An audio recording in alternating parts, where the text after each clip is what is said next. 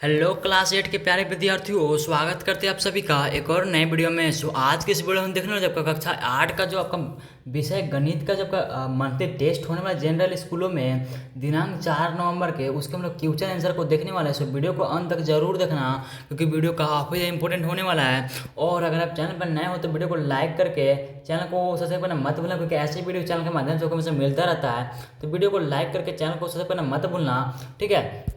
और अपने ज़्यादा से ज़्यादा दोस्तों से शेयर कर देना। आपका पूर्णांक 20 का होने वाला है, आपका समय दिया जाएगा 1 घंटे का, ठीक है। तो लोग अपने ज़्यादा से ज़्यादा दोस्तों से शेयर कर देना। आप चाहते हो कोई डिसीजन में दे दिया कि आपका डिसीजन, अगर आप चाहते हो कि जैक बोर्ड से रिलेटेड सबसे पहले आपको अपडेट मिलता रहता है, आप लोग डिसीजन में दे दीजिएगा वो 8 से का लिंक, वहाँ से लोग 8 से का भी फॉलो करना, क्योंकि वहाँ पे जैक बोर्ड से रिलेटेड आपको सबसे पहले अपडेट मिलता रहेगा, ठीक है। तो चलिए फिर देखते हैं क्वेश्चन आंसर को। हम लोग यहाँ पे सब्जेक्टिव प्लस सब्जेक्टिव दोनों प्रश्न के उत्तर के साथ देखने वाले हैं। सो वीडियो को अंत तक देखना, चैनल को सब्सक्राइब करना, क्योंकि ऐसे ही वीडियो चैनल के माध्यम से मिलता रहता है और आगे भी मिलता रहेगा। तो चलिए फिर देखते हैं सबसे पहले सेक्शन ए का, जो कि आपका था वस्तु निचानी के ऑब्जेक्टिव प्रश्न। 5 प्रश्न इसमें होने वाले हैं, एक मार्क्स के लिए। तो इसमें सबसे पहला प्रश्न बोलता है पेंसिल का मूल्य 64 रुपया है। कितना है? पेंसिल का मूल्य 64 रुपया है, तो 20 पेंसिल का मूल्य कितना होगा? तो आपको क्या करना होगा, यहाँ पे 16 पेंसिल का मूल्य दिया गया है यहाँ पे 64 रुपये। सबसे पहले हम लोग निकालेंगे एक पेंसिल का मूल्य निकालेंगे। एक पेंसिल को मूल्य निकालने के लिए यहाँ पे क्या करेंगे हम लोग, 64 को 16 से भाग देंगे, ठीक है। 64 को 16 से भाग दोगे तो कितना बार में कटेगा ये? 16 में 32, 16 43, 16 को 64, 4 बार में आपको कट जाता है, ठीक है। यानी एक पेंसिल का जब दाम हो गया, यानी कि मूल्य हो गया 4 रुपया हो गया, तो हम लोग क्या करेंगे 20 पेंसिल का मूल्य को निकालना है। तो क्या करेंगे हम लोग 20 गुना 4 करेंगे। तो 20 गुना 4 करोगे आपका कितना हो जाएगा? 20 चौका 80, यानी कि 80 रुपये इसका करेक्ट आंसर हो जाएगा ऑप्शन नंबर बी। यानी कि यहाँ पे देख सकते हो ऑप्शन नंबर बी में 80 रुपये दिया गया है, ठीक है। तो आगे हम लोग क्वेश्चन नंबर 2 को देख लेते हैं। क्वेश्चन नंबर 2 बोलता है आपका 10 आदमी किसी कार्य को 20 दिनों में समाप्त करते हैं। यानी कोई कार्य है उसको 10 आदमी मिल करके 20 दिन में समाप्त करते हैं, तो 40 आदमी उसी कार्य को कितने दिन में समाप्त करेंगे? ऑप्शंस दिया गया आपके पास, ऑप्शंस दिया गया आपके पास 10 दिन में, 4 दिन में, 5 दिन में या फिर 15 दिन में। तो 10 आदमी अगर किसी कार्य को 20 दिनों में समाप्त करते हैं तो 40 आदमी उसी कार्य को कितने दिन में समाप्त करेंगे? 5 दिन में करेंगे। ऑप्शन नंबर सी इसका करेक्ट आंसर हो जाएगा। आगे हम लोग क्वेश्चन नंबर 3 को दे लेते हैं। क्वेश्चन नंबर 3 बोलता है आपका एक पंचभुज में कितने विकर्ण होते हैं? मान लो कोई पंचभुज है, पंचभुज मतलब उसमें 5 भुजा होना चाहिए, 2 भुजा, 3 भुजा, 4 भुजा, ये हमारा 5 भुजा हो चुका है, ठीक है। इसमें कितने त्रिभुज होते हैं, सॉरी कितने विकर्ण होते हैं ना, तो हमारा एक विकर्ण हो गया, हमारा दो विकर्ण हो गया। तो किसने दो विकर्ण हुए, तो यानी क्वेश्चन नंबर 3 का राइट आंसर क्या हो जाएगा? Option number C. यहाँ पे और भी विकर्ण खींचे जा सकते हैं, जैसे कि इस कोने से यहाँ पे, ठीक है, और यहाँ से एक और यहाँ पे खींचा जा सकता है, ठीक है, और यहाँ से आपका एक और खींचा जा सकता है। कितने विकर्ण हो गए हम लोग गिनते हैं, ठीक है। यहाँ पे गिनो, ये पहला विकर्ण हो गया हमारा, ये दूसरा विकर्ण हो गया, तीसरा विकर्ण हो गया, चौथा विकर्ण, पांचवा विकर्ण। कितना टोटल विकर्ण? 5 विकर्ण, यानी कि 5 इसका करेक्ट आंसर हो जाएगा, है ना, 5 हो जाएगा। ऑप्शन नंबर ए नहीं, ऑप्शन नंबर सी इसका करेक्ट आंसर होगा। आगे हम लोग क्वेश्चन नंबर 4 को देख लेते हैं। क्वेश्चन नंबर 4 बोलता है आपका निम्नलिखित में कौन सत्य है? निम्नलिखित में कौन सत्य आपको बताना है। ऑप्शन दिया गया आपके पास सभी वर्ग आयत है, यानी कि सभी जो वर्ग होते हैं आपका वो क्या आयत है। आयत का परिभाषा क्या होता है? आमने सामने के भुजा क्या होना चाहिए? बराबर होना चाहिए। कौन सत्य है पूछा है। उसके बाद ऑप्शन नंबर बी बोलता है आपका सभी समांतर चतुर्भुज होते हैं, सभी समांतर चतुर्भुज होते हैं, सभी समलंब समांतर चतुर्भुज होते हैं, सभी आयत होते हैं, ठीक है। तो कौन सा इसका राइट आंसर हो जाएगा? तो सभी वर्ग आयत है, यानी कि option number A. Question number 4 का ऑप्शन नंबर ए इसका करेक्ट आंसर हो जाएगा, क्योंकि देखो सभी वर्ग आयत कैसे हैं, ये जो वर्ग है आपका जिसमें चारों भुजा बराबर होते हैं। और आयत का परिभाषा क्या होता है? आमने सामने की भुजा बराबर होना चाहिए। तो वर्ग में तो आमने सामने की भुजा बराबर होती ही है ना, आमने सामने की भुजा तो वर्ग में बराबर होती है, इसलिए क्या हो जाएगा? ये हमारा बराबर हो जाएगा। ऑप्शन नंबर ए इसका करेक्ट आंसर हो जाएगा, ठीक है। तो आगे हम लोग क्वेश्चन नंबर 5 को देख लेते हैं। क्वेश्चन नंबर 5 बोलता है आपका किसी भी बहुभुज के बाह्य कोण का योग कितना होता है। मान लो कोई बहुभुज है, मान लो ये कोई बहुभुज है, ठीक है, ये बहुभुज है, इसके बाह्य कोण का योग कितना होता है? 360 होगा, ये जिसे प्रश्न है ना। ऑप्शन दिया गया पास 180 होगा, 360 होगा, 350, 720 होगा। तो 360 यानी कि ऑप्शन नंबर 20 का करेक्ट आंसर हो जाएगा। आगे हम लोग क्वेश्चन नंबर 6 को देख लेते हैं, जो कि आपका आता है सब्जेक्टिव प्रश्न के अंतर्गत, यानी कि यहाँ पे आपका 2 मार्क्स से 2 प्रश्न होने वाला, 4 मार्क्स के लिए अति लघु उत्तरीय प्रश्न। तो आपने अभी तक वीडियो को लाइक नहीं, फिर वीडियो को लाइक कर देना और चैनल को सबसे पहले मत भूलना, क्योंकि ऐसी वीडियो चैनल के माध्यम से आपको हमेशा मिलता रहता है। अब लोग वीडियो तो देखते हैं, सब्सक्राइब नहीं करते, प्लीज़ वीडियो को लाइक करके चैनल को सब्सक्राइब कर देना। चलिए फिर क्वेश्चन नंबर 6 को देख लेते हैं। क्वेश्चन नंबर 6 बोलता है आपका यदि 8 किलोग्राम चीनी का मूल्य कितना है? 240 रुपया हो तो रुपया 320 रुपया में कितनी चीनी खरीदी जाएगी? 8 किलोग्राम चीनी का मूल्य कितना है? 240 रुपया। सबसे पहले हम लोग एक किलोग्राम चीनी का मूल्य निकालेंगे। तो 240 हम लोग क्या करेंगे, 8 से भाग देंगे। 8 से भाग देंगे तो कितना बार में कटेगा, 8 16 तिरके 24 32, 8 16 तिरके 24 3, यानी कि 30 बार में कटेगा। 30 आ गया हमारा 1 केजी का मूल्य आ गया। ठीक है, तो 320 रुपये में कितना निकलेगा, तो 320 में से आपका 30 से भाग देना। चलिए फिर इस चीज़ को सब्जेक्टिव के तौर पर लिखना है ना, तो हमारा अति लघुदरीय प्रश्न है, तो हम लोग इस चीज़ को कैसे बनाएंगे, चलिए फिर देख लेते हैं। यहाँ पे क्वेश्चन सेम टू सेम है। यहाँ पे देख सकते हो, यदि 8 किलोग्राम चीनी का मूल्य 240 रुपया हो तो 320 रुपया में कितनी चीनी खरीदी जाएगी। उत्तर यहाँ पे मैंने जैसे बताया तो उसी को यहाँ पे लिखा गया है। चीनी का मूल्य प्रति किलोग्राम ज्ञात करना है। ठीक है, तो 1 किलोग्राम का सबसे पहले निकालेंगे, तो 1 किलोग्राम चीनी का मूल्य क्या हो जाएगा, 240/8 हो जाएगा। तो जब आप 240 को 8 से काटोगे तो आपका 30 मिलेगा। ठीक है, 30 मिल गया, हमारा भी 30 मिला था, है ना वहाँ पे। उसके बाद हम लोग करेंगे यहाँ पे क्या, 320 रुपया में खरीदी गई चीनी का मात्रा, 320 रुपये में खरीदी गई चीनी का मात्रा हम लोग निकालेंगे।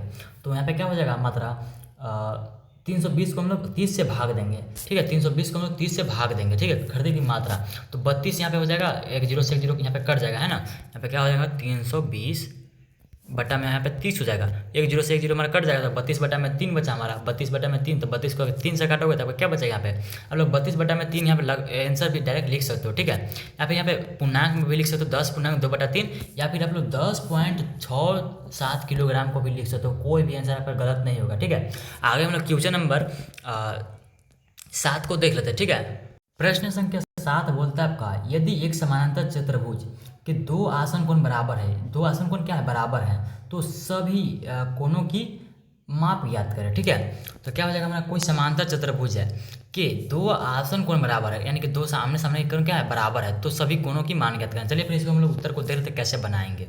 क्वेश्चन यहाँ पे क्या बोला था, यदि एक समांतर चतुर्भुज है, चतुर्भुज के 2 आसन कोण बराबर होते हैं तो सभी कोणों की माप ज्ञात कीजिए। तो आसन कोणों का गुण क्या होता है, एक समांतर चतुर्भुज में आसन कोणों का योग कितना होता है, 180 डिग्री होता है। इस चीज़ को आप लोग को याद रखना काफ़ी ज़्यादा जरूरी है। उसके बाद हम लिखाने कोण ए प्लस कोण बी, कोण ए प्लस कोण बी हमारा कितना आ जाएगा, 180 डिग्री आ जाएगा। कोण ए प्लस कोण बी कितना हो जाएगा, 180 डिग्री हो जाएगा, क्योंकि 2 आसन कोण दिया गया है।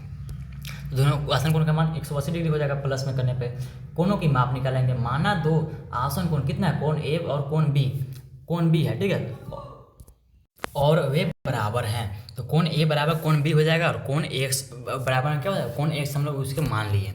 उसके बाद कोण एक्स प्लस कोण एक्स बराबर 180 डिग्री, दोनों आसन कोण हो गए 180 डिग्री आसन कोण का मान होता है। 2x बराबर 180 हो जाएगा, x बराबर हमारा क्या हो जाएगा, जब 2 हो जाएगा तब भाग में हो जाएगा, 180 बटा 2 90, आपका 90 डिग्री इसका आंसर हो जाएगा। ठीक है, आंसर नहीं होगा, इसका मान हो जाएगा x का मान। सभी कोणों का माप निकालेंगे, कोण a बराबर 90 डिग्री, कोण b बराबर 90 डिग्री, तो कोण c बराबर क्या हो जाएगा, कोण a बराबर कोण 90 डिग्री, समूह कोण, दोनों क्या हो जाएगा, समूह कोण हो जाएंगे। उसमें कोण d बराबर कोण b बराबर कोण बराबर 90 डिग्री, समूह कोण भी हो जाएगा। अतः सभी कोणों की माप 90 डिग्री है। यह एक आयत है, आयत बन जाता है, तो आपका क्या हो जाएगा, आयत बन जाता है, तो ये आपका क्या हो जाएगा, आंसर हो जाएगा। तो नेक्स्ट क्वेश्चन को हम लोग देख लेते हैं, क्वेश्चन नंबर 8 को। क्वेश्चन नंबर 8 को देखने से पहले एक छोटे से रिक्वेस्ट है, आपने अभी तक वीडियो को लाइक नहीं, वीडियो को लाइक कर देना, और चैनल को सब्सक्राइब करना मत भूलना, क्योंकि ऐसी वीडियो चैनल के माध्यम से आपको मुझसे मिलता रहता है। वीडियो को लाइक करना मत भूलना। ठीक है, आपका 3 मार्क्स से प्रश्न है।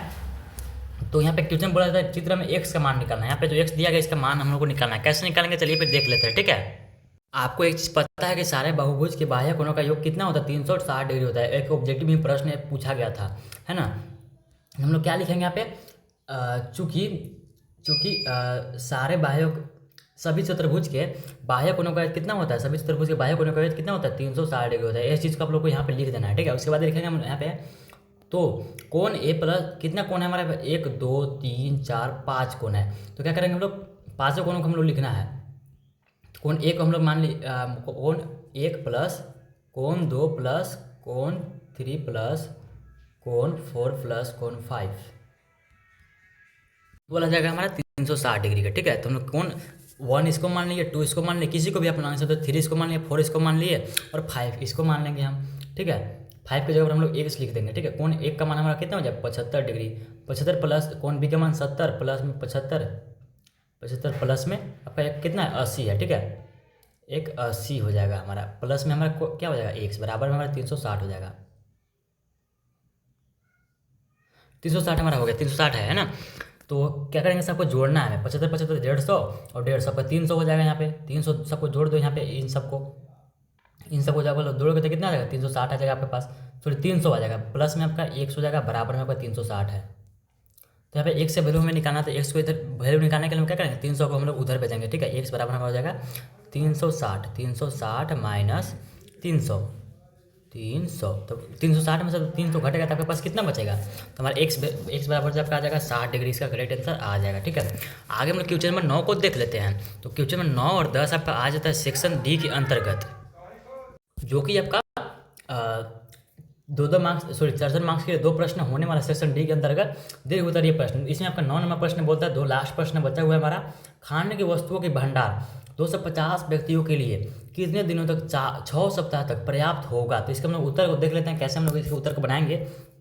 तो उसे देखने से पहले एक छोटी सी रिक्वेस्ट है, अगर आपने अभी तक वीडियो को लाइक नहीं, वीडियो को लाइक कर देना और चैनल को सबसे पहले मत भूलना, क्योंकि ऐसी वीडियो चैनल के माध्यम से आपको हमें मिलता रहता है। अब लोग वीडियो तो देखते हैं, सब्सक्राइब नहीं करते, प्लीज़ वीडियो को लाइक करके चैनल को भी जरूर सब्सक्राइब कर देना।